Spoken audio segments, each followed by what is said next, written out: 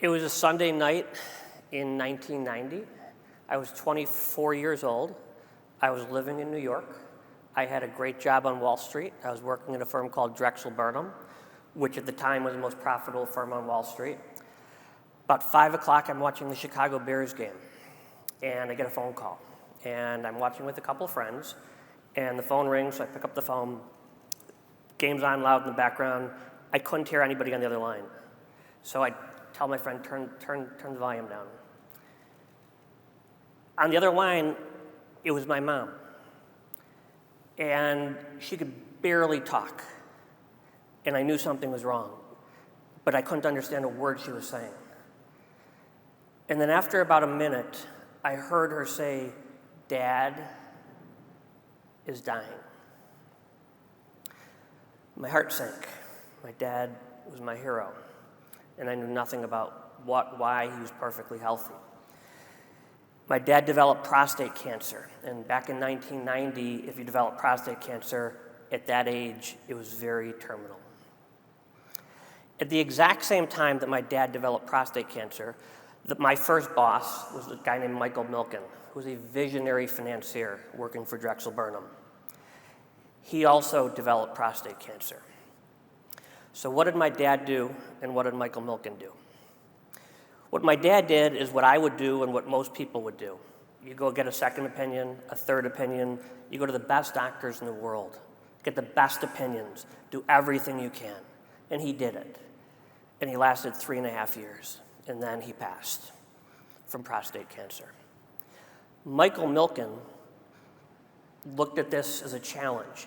And rather than just going to a bunch of the best doctors, he said, "I want to solve this." And what he did is he built this, rather than giving $100 million to the American Cancer Society, he built it like a venture capital firm. So he spent $250,000 here, $2 million here, $3 million here. And because of Michael Milken, most men, if we live long enough, will die with, but not of, prostate cancer. He started this through something called his family office, and that was the very first time I ever heard the term family office. Fast forward 30 years. We go through a once-in-a-century pandemic, COVID. We can't figure this out. The entire world is shut down. Bill Gates, through his family office, probably did more for the cure of COVID than the United States government. So what is a family office, and why does it really matter? Well, a family office, a little background. Family offices, the very first family office probably was the Medici family, and you can go back 1,000 years. But in the United States, basically go back to 1880, and Rockefeller and Vanderbilt built the first family offices. But when you hear the term family offices today, and it's a term many people have heard, many people don't understand, and very few people understand how to work with family offices. But it will fundamentally change how many of the real-world problems that we face are cured, and it's going to also fundamentally change how businesses are financed, and it makes a huge difference. In order to have a family office, the first one was, like I said, was in 1880, was Rockefeller's. Most of the family offices were started since the year 2000, which is 68% of family offices today started since the year 2000. Half of those started since the crash. So this is a relatively new phenomenon. But it's very fragmented, very inefficient, and very siloed.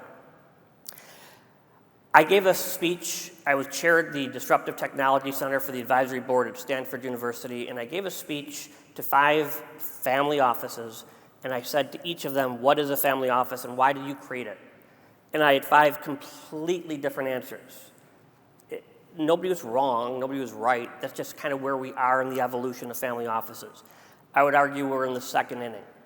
Most people have heard the term family office. They don't really know what they do, what they are. A family office is very simple. Rather than running a company and selling product, a family has sold a business. They've had a liquidity event. Typically, in order for it to make economic sense to have a family office, you need a minimum of $250 million. The goal of the family office is severalfold. One, to grow the assets. Two, to do estate planning, wealth transfer, philanthropy, and grow the asset base. And to pass money downstream with values, which is much more important going forward. Family offices right now, there's roughly 15,000 family offices throughout the world, controlling $10 trillion. Now, to put that in perspective, there's roughly $6.5 trillion globally in the entire hedge fund universe, all the hedge funds. But this is really what's impactful, even more impactful. During the next 20 years, we are about to experience the largest transfer of wealth in the history of the world.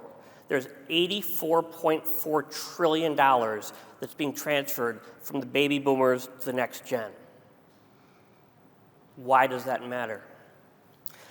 The next gen looks at things, I think, through a little different lens sometimes than my generation or older generations. When I was younger and I bought a pair of jeans, I didn't look at the back of the jeans to see where they were made, who made them, how they treated their employees. I didn't have the internet. I used the Encyclopedia Britannica. My daughters, they want to buy a purse. They want to know who made it, where it was made from, how do they treat their employees, what's their wages, et cetera, and they can get that because they care. And the next generation right now, the new generation, the next gen, is very, very concerned about things like climate, things like income inequality, things like poverty, all the major issues. This is why it's really, really important. We're leaving a tremendous amount of money, but the hands that we're leaving it in general, most of these people feel a need to do something and give back. I think that family offices, from a philanthropic standpoint, it's not a panacea. It's not going to solve all of the world's problems. But many family offices, like Michael Milken or Bill Gates or several different ones, they have a passion and they have a cause and they have the means, and they're going to run their philanthropy. You can't run a philanthropy exactly like a business, but you can run it more like a business. And that is how many of these real world problems are going to get solved. I think that family offices right now, from a philanthropic standpoint, will make a massive difference, but also from a business standpoint. Currently, controlling $10 trillion, with $84 trillion coming downstream from the to the next generation, as the largest transfer of wealth in history, we are going to see fundamentally the way businesses are financed completely changed. In the mid-'80s, when I started my career, most of the companies, there were a lot of privately held companies and some mostly publicly held companies. The privately held companies in industry started in the mid-'80s, private equity, and it exploded. And it exploded because it was a better model than the publicly traded companies. The publicly traded companies, I used to run a hedge fund, which meant if you run a company every 90 days, you have to report to a guy like me or an analyst on Wall Street and let us know how you're doing. It's a very difficult way to run a business. Private equity was a better model. 2% you're paying for covers the overhead, 20% you're only making money I only make money if you make money. The model was better. And private equity and venture capital exploded. The problem is, in general, that many, not all, but many of the private equity firms have bastardized the business, and it's become an assets under management game because they're making 2% on all of the money that they raise. And as a result of that, there's an inherent conflict of interest. And how they're compensated is they're compensated to sell companies every 3 to 5 years. A family office has something called patient capital. Patient capital basically means that they don't have to sell anything. They can sell it whenever they want, which is the way it should be. Well, if you look at how companies are financed today on Wall Street, typically private equity firm A buys a company from a family. They hold it for 3 to 4 years. After 4 or 5 years, they sell it because that's how their people are compensated. They'll sell it to private equity firm 2. They'll hold it for 3, 4, 5 years. sell it to private equity firm 3. And over a 20-year period, you could see the company change hands 4 to 5 times. So if you look at all the taxes and all the friction and the transaction costs and the disruption in companies, that's a huge disruption versus a family office which is going to buy a company, hold it for 20 years, let it compound, and then sell it. That's a much better model. I think right now, family offices, as I said, are very inefficient, very fragmented, very siloed, but I think that's starting to change. Every major bank, every law firm, every accounting firm is trying to tap into the family office market. That's where the money is. And the reason family offices matter so much is because there's going to be so much wealth concentrated in so few hands, but a lot of the hands that it's going into really want to make an impactful difference in lives. It doesn't matter if it was milking with prostate cancer. It doesn't matter if it's climate. These are real-world problems. Where we are today, like I said, I believe we're in the third inning in the evolution of family offices. How I think this is going to play out is as private equity and venture capital disrupted the public markets in the mid-'80s, I believe that family offices are going to start and will ultimately disrupt the entire private equity and venture capital universe.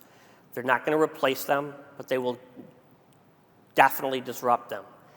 As a result of that, the way companies are financed is going to change drastically. And the reason that matters is because if you're a smart kid and you're at a good school and you want to get financed and you've got a great idea, typically you went to a venture capital firm to get money. Well, now you can go to a family office. The problem with going to a venture capital firm is you're one of 20 portfolio companies. And of all those companies, while they've backed you, and that's terrific, you've raised the money, they can sell you whenever they want. If you're backed by a family office, they don't have to arbitrarily sell in 3 to 4 years. They can hold it and be patient with it. So they're going to make better partners. But what family offices have to do is several things. One, we as a community have to come together as a family office community. There's a bunch of conferences out there. A lot of the conferences out there are pay to play. It doesn't make sense, in my opinion, to go to attend many of these conferences. What we did at Stanford, I put together we started a family office initiative where we basically tried to put together a conference where people were just educating people. That's it, just trying to educate people on different markets and not trying to sell product. We had 880 families from 6 continents on the call. This was during COVID. We're in the process of setting this up with another major university. It'll be announced in the next 3 months. And what we're trying to do is to get this family office community, which are siloed and inefficient and fragmented, bring them together under an umbrella and solve some of the real world problems from a philanthropic standpoint, but also be able to learn to invest together and do things together. Right now, I would argue that family offices, people who set up family offices, probably 80% of the family offices that exist shouldn't exist now, the way they're structured. But that's going to change. It's going to become more efficient, it's going to become less fragmented, and it's going to become less siloed. So from a perspective of what is a family office and why does it matter, it's not a panacea. These really, really rich people aren't going to solve all the world's problems.